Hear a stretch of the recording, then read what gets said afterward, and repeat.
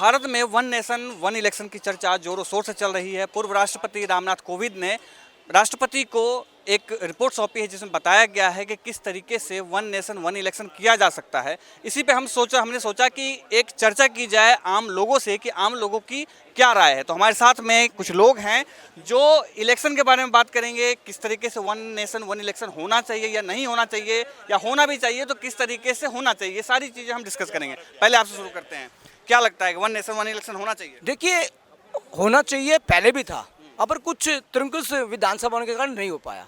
तो ऐसे जो है देश के एक बड़ा पैसा बचेगा, समय बचेगा, एक समय पर होगा। तो जो सुझाव दिए हैं बड़े सराहनीय है कि जो त्रिंकुश विधानसभा कहीं भंग हो जाती है तो उसका पैरामीटर जो है उसी पैरामीटर में होना चाहिए, उसी अवधि में होना चाहिए। तो ऐसे जो सुझाव हैं सराहनीय है, और इससे जो देश का पैसा बचेगा ये देश के विकास के लिए, युवाओं के लिए लगेगा। तो one nation one election is a best policy. और युवा को जो बात है वो युवा समझ रहा है, और हर एक आदमी आज उसके तरफ देख रहा है। 2029 में वन नेशन वन इलेक्शन होगा। तो आप जो हमारी देश की सोच है, जो विकसित भारत की सोच है, तो उसमें सराहनीय कदम मिलेंगे, और पैसे का और समय का बचत। तो ये जैसा कह रहे हैं कि समय भी बचत होगा और जो भी चीज़ें होंगी, तो क्या लगता है कि सच में पैसे बचेंगे? क्योंकि चुनाव तो प्रक्रिया सेम लगना है, समय सेम लगेगा, पैसा खर्च सेम होगा।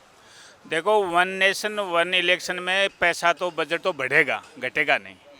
लेकिन ये है कि जैसे अपने इतने बड़े देश में हर किसी न किसी राज्य में कोई राजनीतिक पार्टियां ये मुद्दा उठाते हैं कि इलेक्शन के वक्त आपने ये घोषणाएं कर दी, तो इतने बड़े देश में इलेक्शन चलते रहते हैं, तो उससे एक तो मतलब किनारा हो जाएगा। और वन नेशन वन इलेक्शन का फ़ायदा ये होगा कि पब्लिक भी एक बार वोट देने के बाद 5 साल तक अपने हिसाब से काम कराएगी, या सोचेगी, सरकारें भी निश्चिंत होकर काम करेगी। वरना सरकारों को भी लगता है, बीजेपी को लगता है कि मैं यदि इधर उधर का काम करती हूँ तो वहाँ कांग्रेस वाले आ जाएंगे, फलां जगह इस स्टेट में दूसरी पार्टी आ जाएंगे।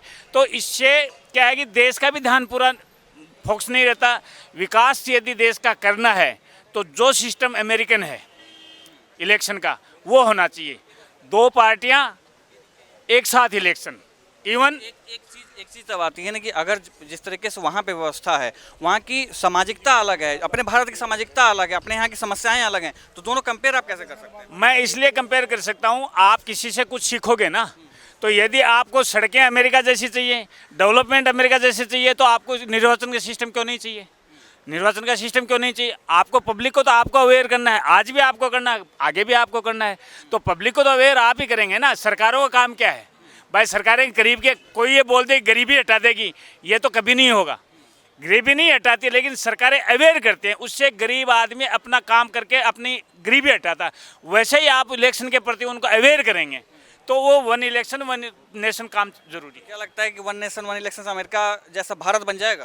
बिल्कुल बन जाएगा, मैं इसके पक्ष में हूँ। अब तो टाइम भी है भाई, एक तरफ मोदी है, दूसरी तरफ एंटी मोदी, सारी पार्टियां इकट्ठी हो चुकी। तो अब सबसे अच्छा टाइम है कि आप यही लागू कर दें, केवल भारत में 2 ही पार्टियां होंगी, तभी देश का भला हो सकता है। हाँ, मैं एक बात यहाँ जरूर जोड़ना चाहूँगा कि जो आदमी अपनी जगह अच्छे हैं, अगर वे निर्दलीय चुनाव लड़ना चाहते हैं तो उनकी सांसद या विधायक निधि जो होती है वो 1.5 गुना होनी चाहिए, और उनके लिए एक छूट और होनी चाहिए कि उन्हें मंत्रिमंडल में भी लिया जा सकता है। एक बात आपसे जानना चाहेंगे, जैसे वन नेशन वन इलेक्शन की बात है तो 28 राज्य हैं, सभी में सरकारें बनी हुई हैं, सबको एक साथ तोड़ना फिर करना, ये अजीब सा नहीं होगा? क्यों ये विरोध नहीं होना शुरू हो जाएगा? ये सारी प्रक्रिया में समय लगेगा, और ये सारी प्रक्रिया 2029 तक सब पूरी हो जाएंगी, और वो पूरे देश के अंदर फिर ये लागू हो जाएगा। संविधान के कुछ बदलाव की भी बात कही गई है, जो 18,000 पेज का जो किया गया है, तो उसमें क्या लगता है, बड़ा आसानी से हो जाएगा? सब चीज़ आराम से हो जाएंगे। अभी तक जो कुछ हुआ है, सीए हुआ है, इसमें कुछ हुआ है, आराम से हो गया ना है। 370 धारा 370 का 35A का हुआ, सब आराम से हो गया ना। राम जन्मभूमि का आराम से हो गया। तो आगे जो भी बिल आएंगे सब आराम से पास हो जाएगा, कोई इसमें कोई दिक्कत नहीं आने वाली है। ये तो खाली हवा खाली विपक्ष बनाता है, विपक्ष के अलावा और कोई नहीं।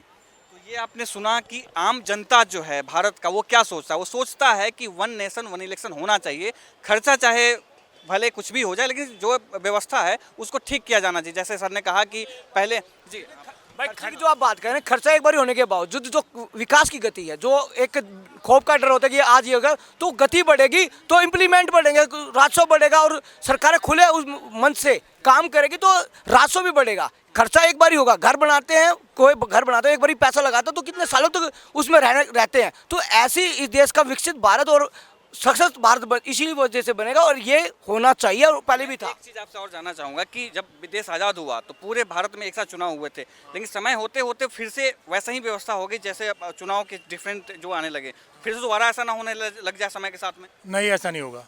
वैसे मेरा अपना मानना ये है कि अगर ये व्यवस्था लागू हो जाए तो इसमें सबसे बड़ा फ़ायदा इसको ये होगा कि ये आदमी चुनाव लड़ता है किसी और मुद्दे पे और पैसा कमाने के लिए भाग जाता है दूसरी पार्टी के साथ।